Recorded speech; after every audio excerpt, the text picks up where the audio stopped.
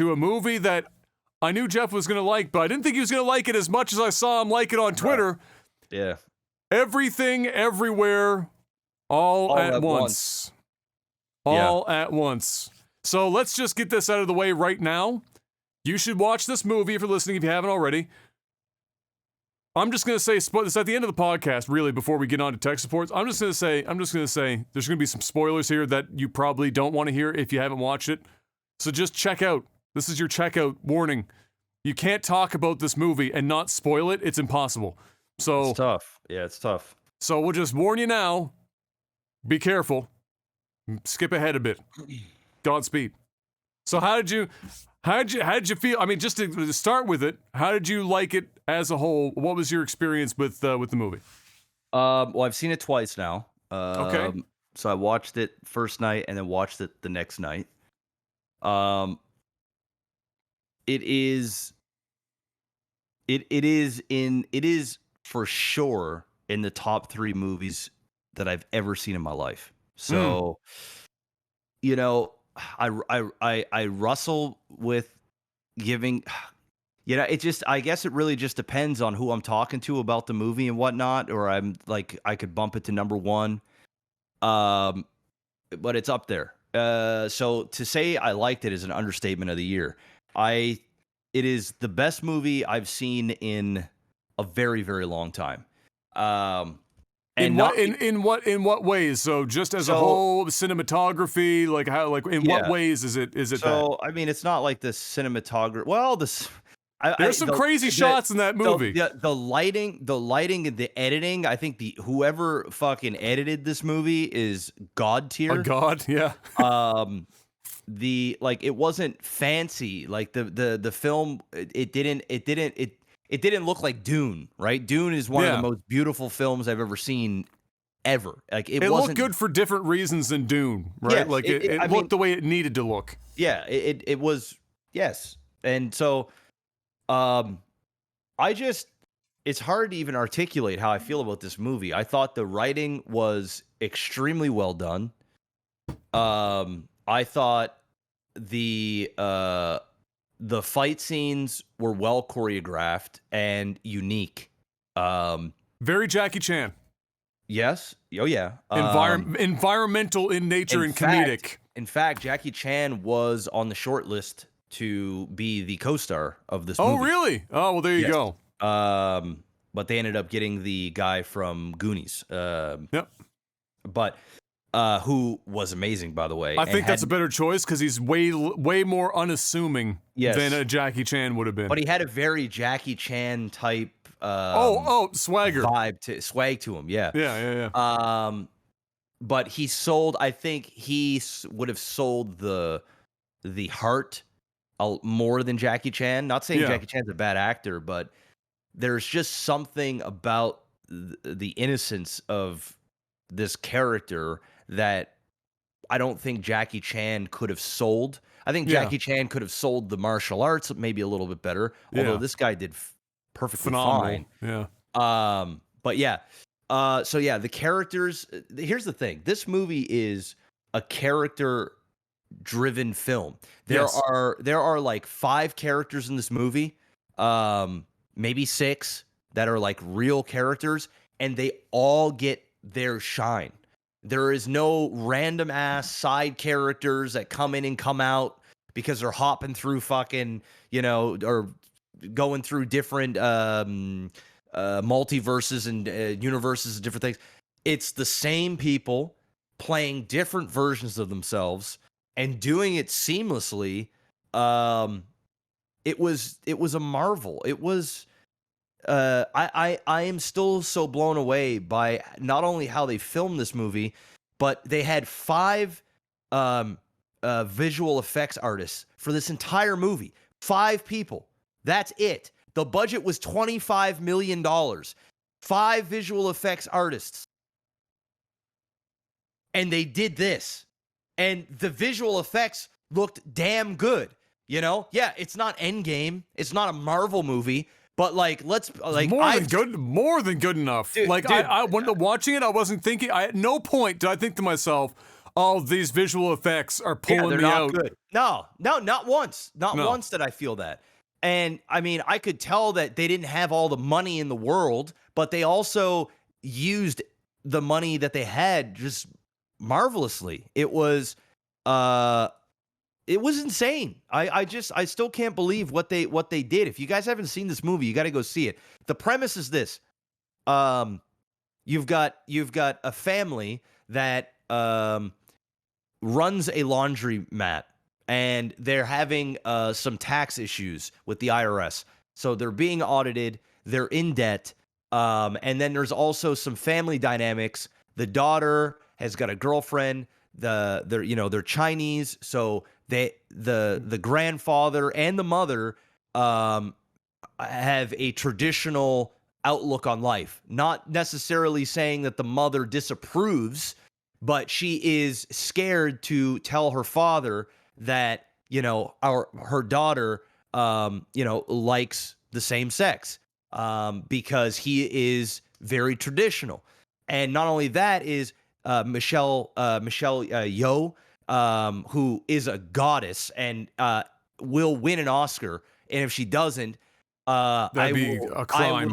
I'll be with pitchforks fucking outside of whatever place they have, screaming, this is a travesty. This is impossible. So you've got seasoned actors and actresses. And so you're back at this family drama, and the main character, she has the weight of the world on her shoulders because it's how she was brought up. She feels it's her duty. She's trying to take on all of the burden of the family, and she even looks at things as if they're burdens all the time. She's also justifying to her father and would-be mother, who I guess is past at this point, her decision to marry this guy and move to America. Correct. Ultimately, it's a justification. So all the weight of all the things that she needs to do to make that justification, everything is that, and that's her singular. If you've ever seen a character that's got blinders on, her blinders are 4 kilometers long. That's it. She doesn't see shit in any direction. Yeah, just directly in front of her. She wants approval from her father badly. She wants to make her father proud, and then she also wants to show him that, like, hey, I didn't fuck up. Even though in her mind, she knows or she feels that she's fucked up her life. Like, it's almost like her father was right, and she doesn't want him to know that he was right about the decisions of her leaving China to go with this guy to America. And so she's trying to put on a face that the business is booming, we're doing well, look at the success that your daughter made of myself, even though you basically told me that I was fucking up. And deep down inside, she doesn't have a great relationship with her daughter. The relationship with her husband isn't going great. And the business isn't going well at all. It's just, she's going through a lot. And so, so that's really what the story is about.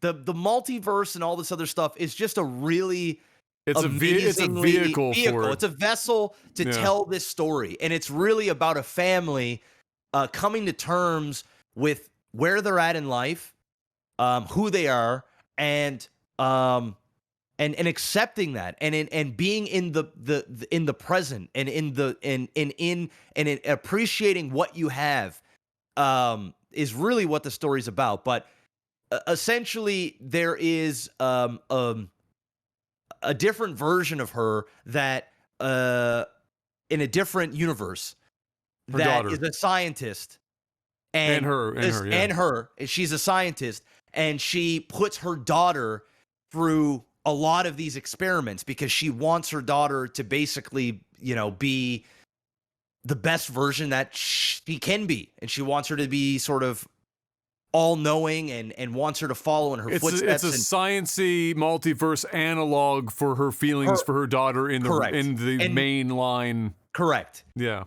Correct. And so, it goes wrong. And the daughter becomes the main villain of the film. But really, the villain is more of, it's really she's a villain, but she's not a villain. You know, she's a villain. She's a victim. She's a victim. That's probably a better way of putting it, right? She's a victim of her family's circumstance. You know, it's kind of like, you know, if you're brought up a certain way and you develop a bad habit, right? Maybe, you know, your parents were I don't know, maybe your parents were a drug addict, and you end up taking drugs and you have a drug problem. And so you're navigating life because it's what you know, it's what you've seen, it's what you've been through, and it's not necessarily your fault, but it's your reality. It's your circumstance. I know it's kind of a weird analogy to make, but it's kind of what happens here. Yeah, well, at some point in this movie, it switches, like the thematically switches from being centered on the mother and it being about her, because it goes through the three phases, right? It's everything, then everywhere, and then all at once. It's like the three chapters. They literally post the shit on the screen when it happens, and the theme shifts a little bit each time depending on what pocket you're in. So everything, it's very mom focused, mom central.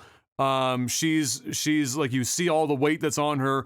Then everywhere, things shift, and the movie goes towards, in the midpoint, it builds up to the relationship between her and her daughter, also reminding her a little bit of what it was like between her and her father, and the mistakes that she is making for a second time, trying to avoid all that while still trying to make it work with her father. And then all at once, it all reunifies. They break it apart, they blow it apart, they examine all of the reasons why all this is happening, and then they unify it at the end.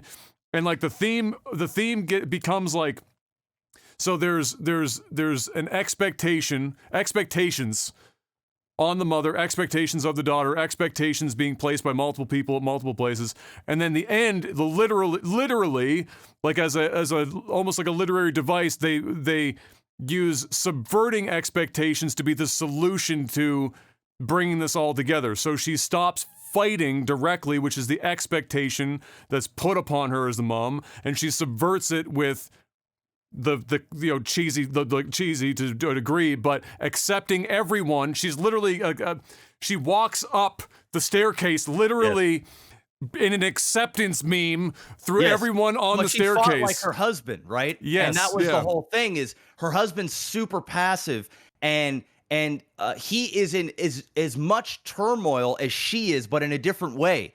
Yeah. And so he's a super caring guy that fights with kindness and love, and she's the one that, you know, she's got her, you know, brute force, you know, there's that scene where she has her hands like clenched and she just kind of finally lets go. And, you know, the husband is, you know, pouring his soul out there.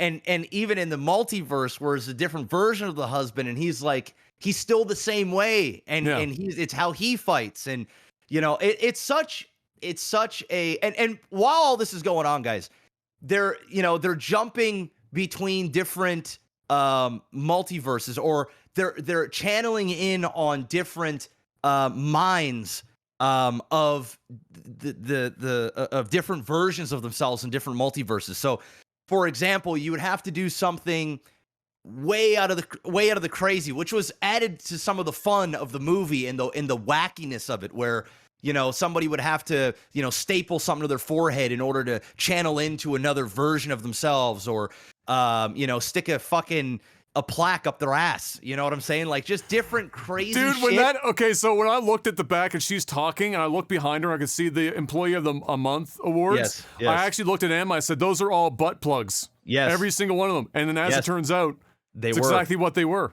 Yes. This whole concept of in order to tap into the skills of another version of yourself in another timeline, you had to do something that occurred in that timeline to some degree, or a version of it to like trigger that to then draw back for a time. And one of them was like the Employee of the Month statue is an actual like fucking butt plug.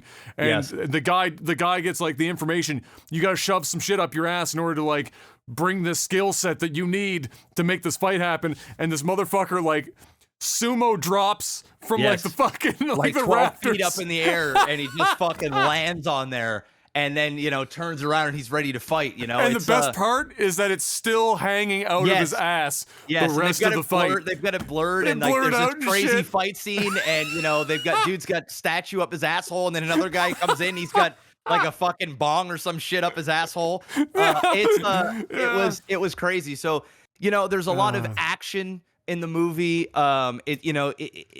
They're like downloading martial arts and very Matrixy. It's very I think they like in a couple spots they paid homage directly to reference the Matrix. Dude, they did it to many things. Yeah. I rewatched the movie, dude.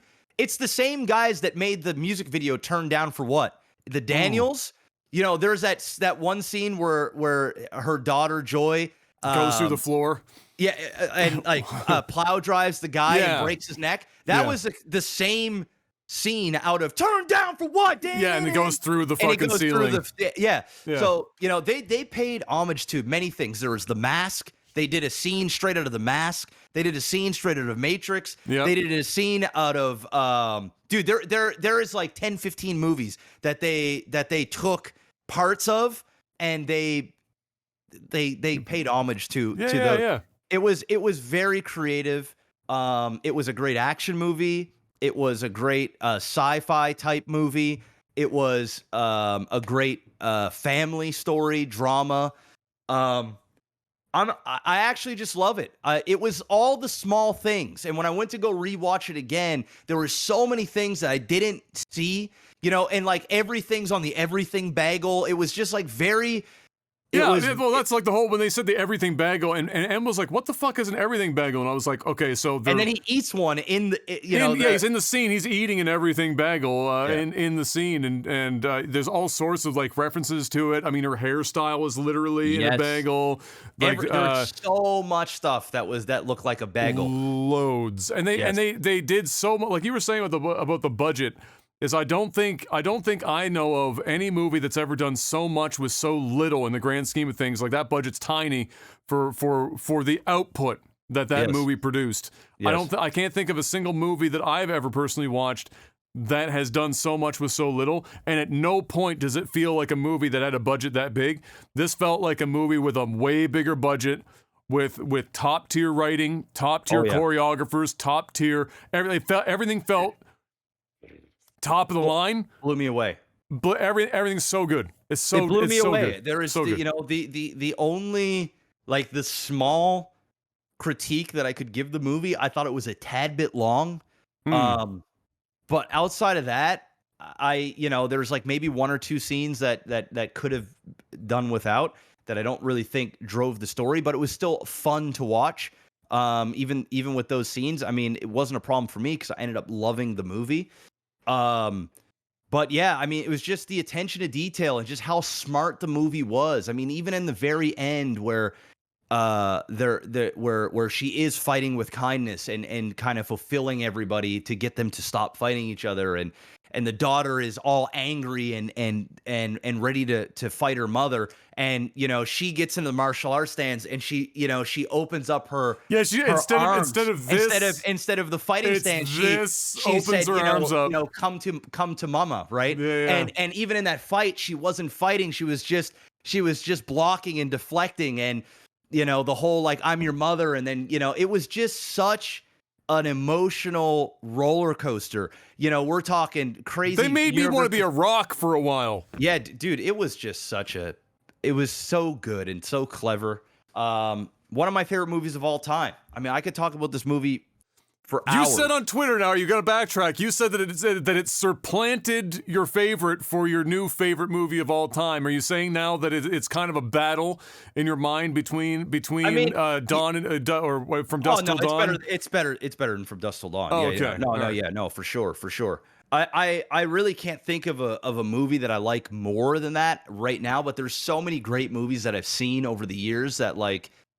I mean, I'm a bit high on this movie right now. Yeah. I went and watched a whole bunch of videos on it, and I'm just like, I'm just blown away with how amazing this film was. That like, I'm a little bit high on it. This will always be in my top 3 for the foreseeable future.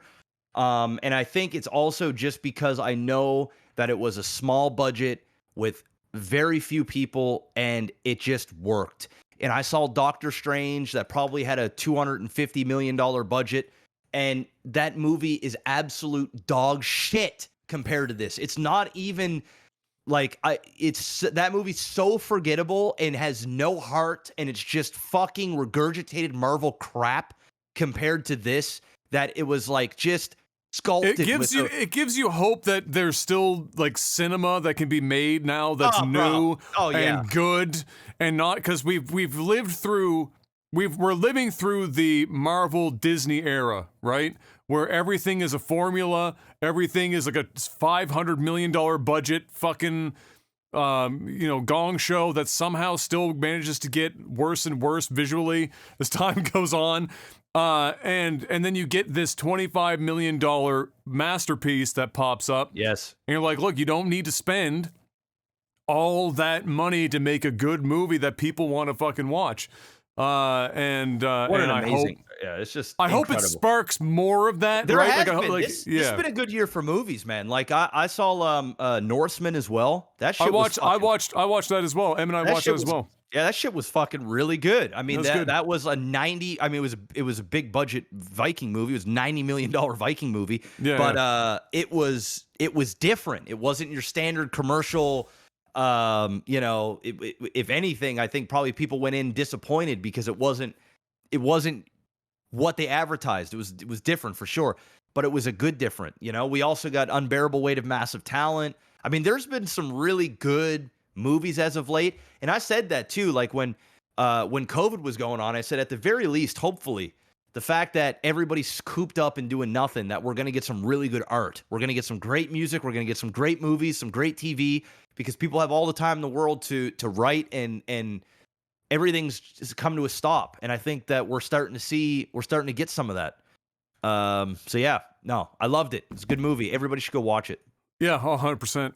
Yeah, if you haven't already, definitely watch it. And I agree. If she does not win an Oscar for this shit, if this movie doesn't borderline sweep, I'm going to be upset. But specifically, if she doesn't get her due for that, oh my god. Man, it's insane how the range that I don't know how any of them done it. Like all three of the main stars, the daughter, the husband, the wife, all three of them crushed it. Like it's crazy. The different versions of themselves and the dude, the IRS agent who I know her name and I can't. That's fucking... what's her face, and she's a legend too. I can't think of her name right now. I'm bad with names, but the moment I saw her, I was like, oh, she's gonna kill this fucking role specifically. It was just perfect. Jamie Lee Curtis. Yeah, perfect. Yeah, perfect casting. Dude, all of them. They're amazing. So go run out and see this movie, please.